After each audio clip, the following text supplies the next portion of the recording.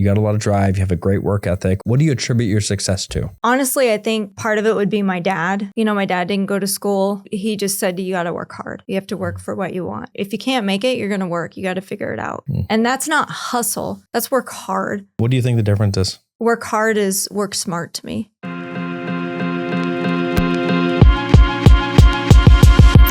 Welcome to the Real Estate Is Show. I have an old client of mine. She's been a client of ours for years and a good friend. We've done a lot of Zoom calls and some coaching together. Mara Benson with Bliss Realty here today. Now, Bliss, what I love is it's 10 years old. This is your 10th year? Yeah. Yeah. Holy cow. Did you ever think you'd make it this far with the brokerage? And I've been told that too. I want to get to know you and your story, but I want to start out just because I'm mostly curious, Mara. Why have you stuck with your own brokerage for 10 years? I see so many people go in and out of that game. What did that transition look like into deciding to do your own brokerage, and why have you stuck with it? I think so we can control the culture. That's super important to me. And the agents that we have is that the vibe and helping each other and teaching everyone different tips about the business, selling residential, commercial, just being like a giant group, a giant family. Yeah. That's super important. And there's a lot of brokerages out there that don't allow you to do commercial and investing. They kind of restrict you on that. Yeah. That's interesting. I forgot that you guys are that flexible with your agents. Yeah. So what is that? Why would somebody choose to come on with Bliss? Like, what sets Bliss apart from a big KW or an EXP or some of these other brokerages that people are attracted to? Well, we provide a lot for the agents and we keep the fees low. I think it's important for an agent to be successful. You need to make money at the end of the day. And a good coaching program, mentorship, whether it is residential and commercial, we're there to support you, and the broker support. I think some of the big brokerages, not to talk bad, I don't want to do that, but to only work with certain vendors, that gets frustrating too. I like that. And you mentioned that you guys have coaches at Bliss Realty. What does that mean? What does a coach do? They're like a giant mentor. They support you. They build your business plan with you. You have weekly calls. So there's some accountability involved. Yeah. They're there to help you with your contracts, your escrows.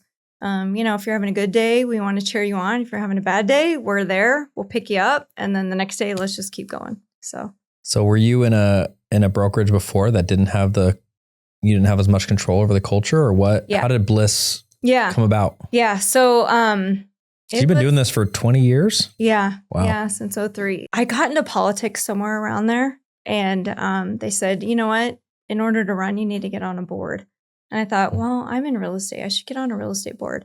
And at that time, I was like, what's a board? I was just paying my fees. And so I got elected at the time to Sevrar. It's now We Serve. And I was like, what the heck? And I didn't know anything about what I signed up for. So that was a 2-year commitment. And during that time, I was over at West USA Realty, and they didn't have a coaching program. So I thought, you know what? I keep going down that path. Let's create one and let's just go. And I just kept getting hit with no, or getting corporate kickback. Always having to ask, what can I do? Permission to try to improve. Yeah. So serving on the board, I met George Bliss, and he was talking about creating his own group brokerage from KW, because he had a development project. And I said, well, I want in. Let's do a residential side too. Because I want freedom, right? I want to make choices. How many agents does Bliss Realty have today? We're at 110, right around 110. What are some of the challenges that you have in running a brokerage of that size? I think just a lot of people haven't heard our name. So that'd probably be one of the challenges. But when you start getting into it, most agents realize that the brokerage, your clients don't know what the brokerage is. They don't understand any of that. So it's more of the agent. So as we grow and we have more listings, more transactions, people get to know our name. There's a lot of people that watch this show, some of the top agents from all over the US that want to grow their team or want to grow their brokerage. Yeah. What kind of tools and tactics would you share with them to help them, be able to grow? The biggest thing is not to give up. Even when people are telling you, oh, you can't do this, you just keep doing it. The different softwares, the different systems, having systems, and who you hire I think is super important. Do you guys do you say no to some agents that want to come on? Or? Yeah. And I fired them too. Not like passionately, but yeah, if you're not following our culture, if you're jeopardizing our broker, I'm not a broker. I'm a realtor, an owner. So that's super important to me. Integrity. I think some people, when they think about growth, they sacrifice their core values for growth. Yeah. They allow those bad apples that kind of poison the whole batch. They do. And I had one where I caught it too late, and it was 3 or 4 of my top people that they had poisoned. Yeah. And at that point, it was just, it went down a really bad road really fast. Yeah. Yeah. And you got to be careful there. So being willing to let people go off your team, and it's hard because you think as a broker owner, I could see in your position where some people think, you know what, they're not costing me a lot of money, but they're costing you time. They're costing you emotions. They're costing you stress. It's conversations you shouldn't be having. They can cost you money. Yeah. Potential lawsuits. They can cost you other agents not joining. They can cost you agents leaving. But there's no direct like operational cost of paying for them usually. So there's some justification I think that people have sometimes to keep people. Yeah. Where you tend to fire fast, and that's what actually helps you grow faster in a way. Yeah. I've found that when you get rid of those toxic relationships, it just brings on more people and better people, and you're stronger. I won't pay anyone salary. The coaches are commissioned. So their incentive is the agents to get under contract and to close. And then they get paid. Right. They get paid off that. That's a really neat model. It's a win-win. I've had agents even on my own team ask, well, can I get paid a salary? No, I don't get paid a salary. Why would I pay you a salary? Yeah. But I think how you advertise, who you advertise with, and I've gone through multiple recruiters and outlay of money that way and recruiting companies. And at the end of the day, me interviewing and talking to the agents, it really opens up the door for trust. I can get a feel for that person. I can ask them specific questions. Our coaches interview too, and sometimes our broker. And that's part of even our onboarding. And it gives it a personal touch so that you know who the owner is. You know who the broker is. There's so many agents I interview that they're like, I don't even know who half these people are in our current brokerage. Yeah. And I'm like, that's sad. It is. And, I think having the right organization where, people have access to people, to those that are empowered to make decisions. Yep. Because you dealt with that own, I don't want to call it trauma, but you dealt with that own issue where you were trying to improve yourself and improve the company, and you were said no to a lot. So I bet, I'm only going to assume that out loud here, that when people come to you with good ideas to improve, you're a lot more open to it. 100%. Because you lived that no for a long time. And that probably rings in your head.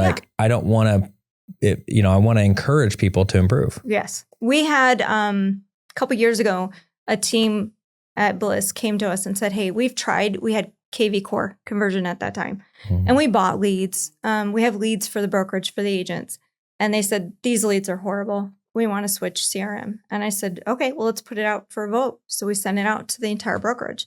How do you guys feel about trying out Sync? What do you guys think? And everyone was like, yeah, let's move. We try not to make moves without the agent's decisions, because at the end of the day, the brokerage should be there to take care of the agents. Sounds like you should be in politics. Have you thought about getting back in it? I know. When you were involved, what did you do?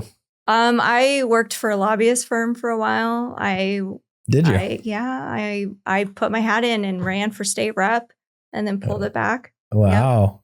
Yeah. I've been on Mesa leadership. I've been on committees and Where's the brokerage? Is there They're all over Scottsdale, Gilbert. Is there a brick and mortar? Yeah. Okay. I have offices and then executive suites. So it really doesn't matter what part of town you're in. You guys support the whole valley. And that's commercial, residential. You guys do land also. Yep. Do you work with home builders, the whole gamut? We've helped developers develop projects and then sell it, but we haven't actually worked with a builder. So directly. That'd be a great goal. You have children. Yeah. And you're married, right? Yeah. I have a grandbaby. Do you really? Yeah. Holy cow, Mara. So how many kids do you have? 2. 2, and how old are they? Yeah. Tyler is 24, going to be 25. Okay. And Amber is 23, going to be 24. You started when they were 3 and 4. I was 23. But your kids were 3 and 4. Yeah. Yeah. I did the math right. That's true. Okay. So you've really, I've had some other women on that have young kids And I like talking about this. Yeah. I grew up with a mom in real estate. So it's a subject I enjoy talking about. You've really lived it. If you were to do it over again, what advice would you give to moms that have 3 to 10-year-olds, the young kids? Oh, I love this. I would have decorated my kids in real estate outfits. My mom's a realtor, and all the funny memes. Like, especially with social media, you can do a lot more fun things with it. We didn't have social media when I got into real estate. We didn't even have zip forms. I remember going to realtor parties with my mom. I would go on listing appointments sometimes. Mine too. Just kind of carry them along. You either can work with your children, I think, use them as marketing, but women are 100% better in real estate. We just are. So it's learning to juggle all the family stuff, the calendar, and work. Like, my kids skated, they played hockey and figure skated, ice dance. Okay, hockey's a commitment. Yeah, well, both are. My daughter is a national ice dancer. Holy cow. Yeah. I mean, those are like lots of hours at the rink. I worked from the rink. It was awesome. Do you have like the mittens with the fingers cut out so you could type? Freezing. And my kids schooled online. So they did school online through high school? And junior high, elementary. Yeah. I'm going to get personal here. No, it's fine. Socially, how do you feel like that affected them? Bring it. They're 100%. My wife and I are currently having this debate. I love it. Just so I ask. I absolutely love online schooling.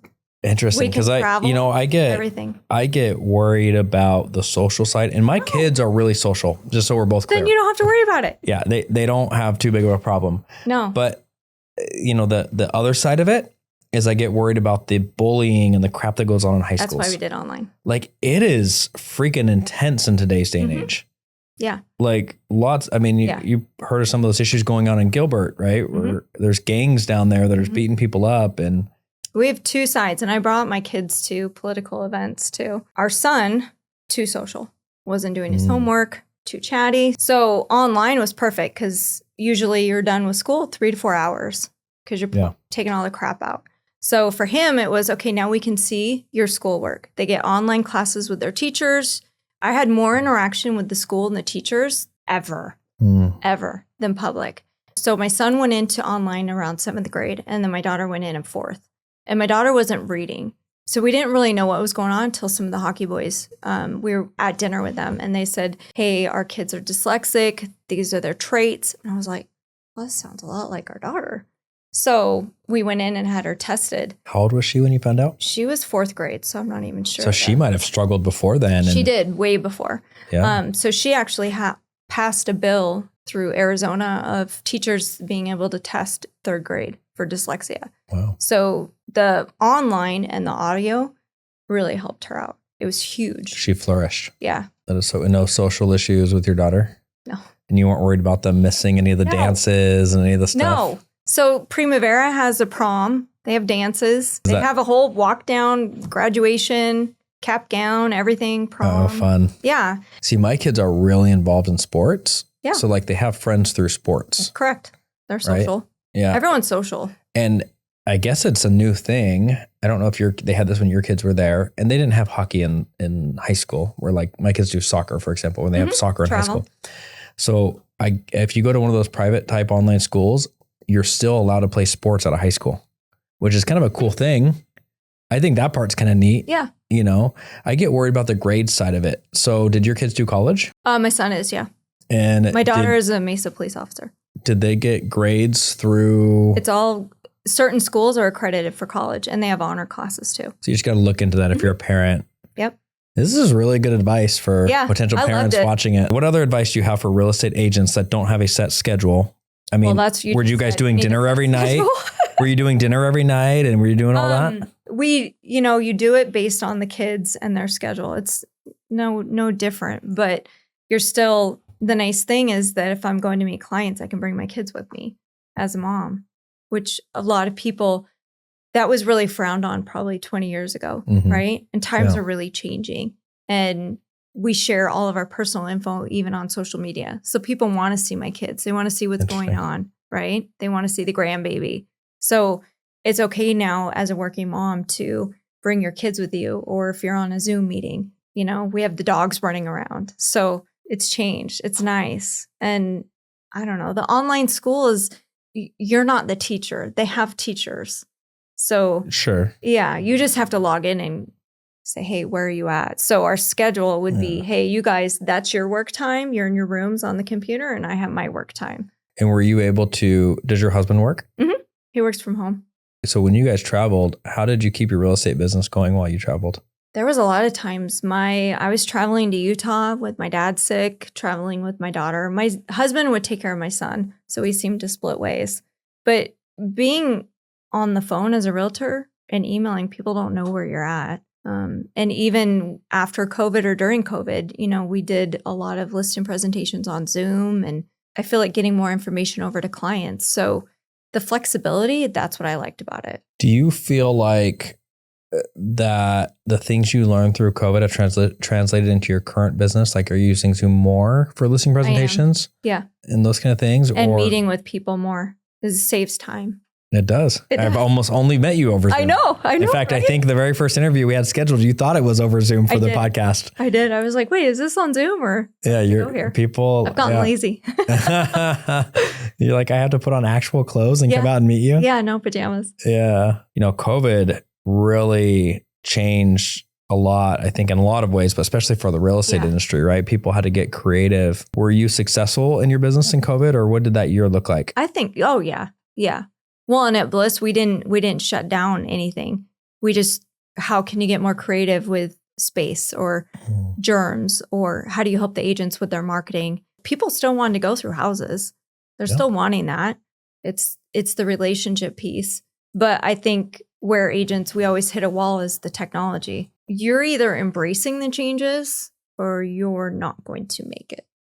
So as a realtor, you either partner up with people that know what they're doing with social media or even email. There's agents still that, they just don't utilize all the technology. Where does your focus? Do you focus on growing the brokerage, or do you focus on listings? Do you focus on buyers? Like, what do you? Yeah, I work. I love to work. Where does that desire to work come from? I got to pay my bills. Is that what it is? Honestly. Is it money focus? Is it a fear of? It's not money. Fear of not having money? Is it security? No. Like, where does your desire to work come from? No, I enjoy talking to people. And it's a social aspect. You'd mentioned that you also have dyslexia. Yeah.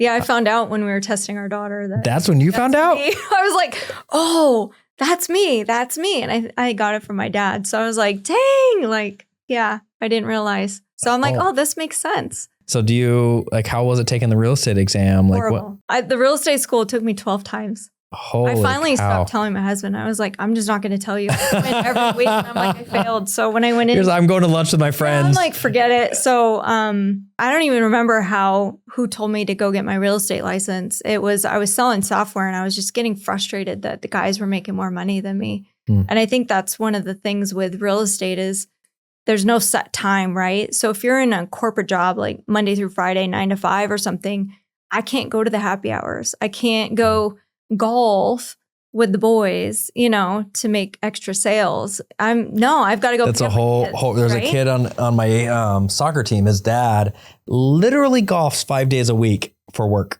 Okay. That's what he does. And it's literally a good old boys club. Yeah. That as long as we're golfing together, we do business together. It's a whole different world that people live in. I get it. If you're a girl trying to enter the foursome, it's a little hard. You can't. Yeah. Yeah. You're not getting in. No. And I don't know why it always follows the woman to go pick up the kids or to make dinner. That's something I'm working on, but when you say you're working on, what does that mean? So I'm still in my marriage, trying to work on this. Why you gotta change this? Why is grocery shopping falling on us? Why is this? Why is that? But real estate there's no limit to what you make in real estate, except for what you don't want to work. You're in your head. So, in the flexible schedule, I just tell my husband I'm going to work. You have the kid duty, Yeah. No. So I think a true partnership in marriage is similar to a true partnership in business, where there's no partnership in business that's exactly the same. No. And there shouldn't be. We have these society norms that I think sometimes people feel they have to adapt to, kind of like sending your kid to a public high school. There's a similar conversation. There's just society norms that we feel like we have to adapt to, or an 8 to 5 job even. Right. And going to college and getting that 8 to 5 job and then retiring with a 401k. It's the same thing running in politics. My questions, I would get asked, well, how does your family feel about you running? I'm like, what does it matter how they feel? Or, well, what about the kids? Or are you going to be able to take care of the family and do this? And I'm like, really? You're going to ask a man the same questions? You don't ask a man that. How Yeah. does your family feel about you running? Or it's the same thing. And your situation is different where your husband was working from home. It was probably easier for him to take care of the kids in a lot of ways. Yeah. And I mean, for my wife, hers is different. She actually doesn't work, and she does do a lot of stuff. I don't want to make it sound like she doesn't do anything. Like one of her biggest stresses in life is driving the kids around everywhere they need to go. Yeah. And it like really stresses her out. So like, I love going to soccer practice. I enjoy it. So I go pick the kids up and go to soccer practice and bring them home. But like, it's not something that I feel like my wife needs to do because society says, well, you're a soccer mom, so that's what you do. But like, I enjoy it. Like, it doesn't bother me at all. So my point is I think in any business partnership or relationship, you just got to work out what's normal for you. Yeah. And that might not be normal for society. Correct. And it might be totally normal that the mom makes dinner every single night and has it on the table at 5:30, and that's okay. Yeah. Or you teach your children to do it. Yeah. But my point is it's to everyone's. Yeah. And I'm hoping society's going more that way. I think in the 50s, society saw women as being very dependent upon men. Yeah. And lately, at least 10 years ago or so, there was a big push for women independence. You don't hear about it as much. But it almost like seemed like society went the opposite direction. It was like women should be completely independent of men. They don't need them. And the answer is somewhere in the middle. Yeah. The answer is like you both need each other. Correct.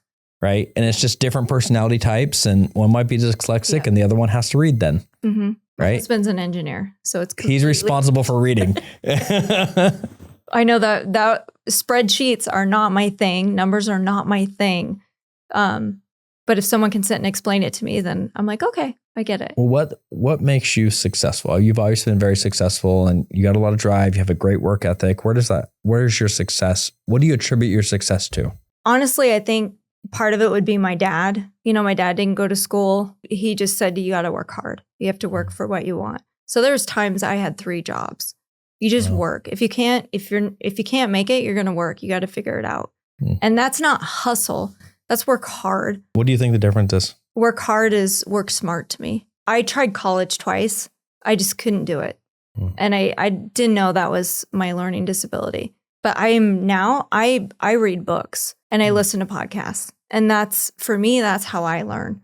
So it could be, okay, I tried something for 2023. Now I'm going to revamp 2024. Constantly reading books, constantly learning, mentors. And I think that's one of the themes of this podcast so far is just your personal improvement is so important to you. Like always it should always be. Yeah, that seems like a passion of yours to always be improving. Yeah. I mean, that's why we're here, I would think is. Do you ever look back and ask yourself, kind of audit yourself and say, did I improve and did I hit my goals that I made? I don't think I'm hard on myself. And I think probably we all do that to each other. I don't look back on what I accomplished. I'm probably harder on what did I do wrong? How can I fix it?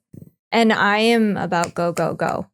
So my team, they're like, wait, let's talk this through. Like we're changing our coaching program for this year at Bliss.